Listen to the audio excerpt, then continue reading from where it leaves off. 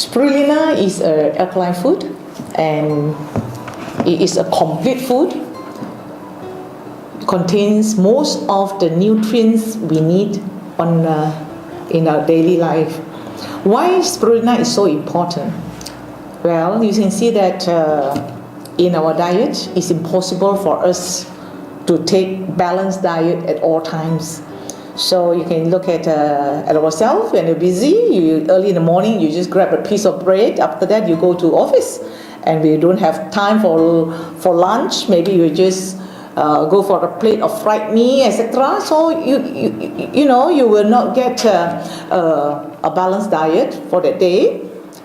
Now, I will advise all of us try to take spirulina on a daily basis, especially in the morning. And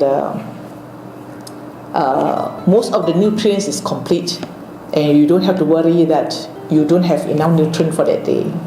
So, on the other hand, spirulina has a lot of medicinal value.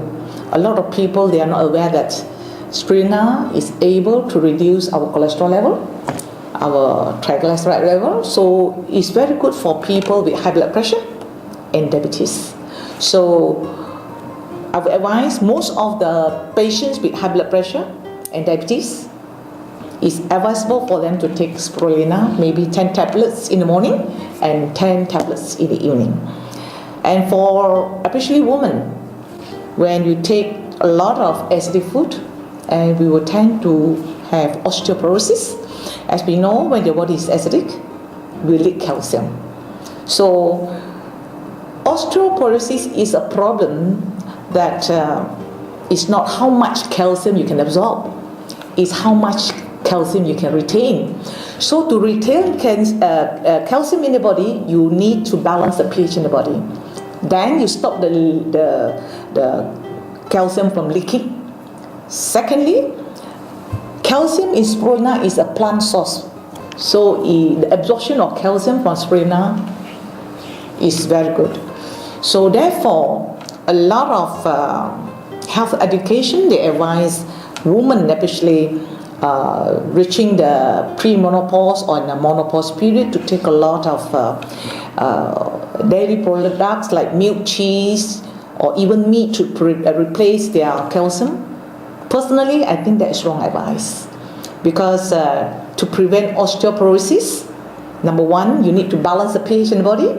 Secondly, you have to take calcium from the plant source for the absorption, which is a lot better.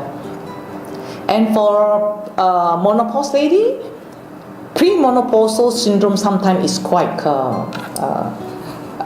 worrying, because they can feel very uncomfortable, hot flushes and all that. But if they take spirulina, it can prevent premenopausal syndrome. So they will reach menopausal age without problems. And on the other hand, I would like to emphasize on this spirulina is very good for children also. Children, in fact, I will start when the baby is about 6 to 7 months old.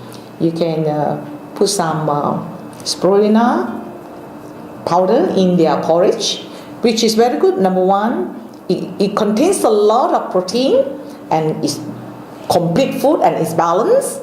Most importantly, the XN spirulina is cultured in Malaysia with 100% organic culture. We have ISO 14001, and most importantly, we have Malaysia sunlight.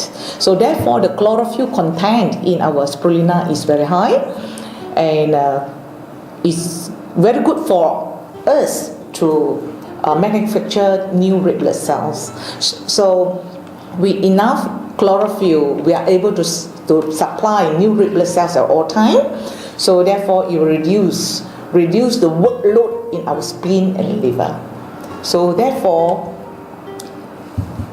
DXN spirulina is good for children, school children, pregnant mothers, and people all walks of life. Thank you.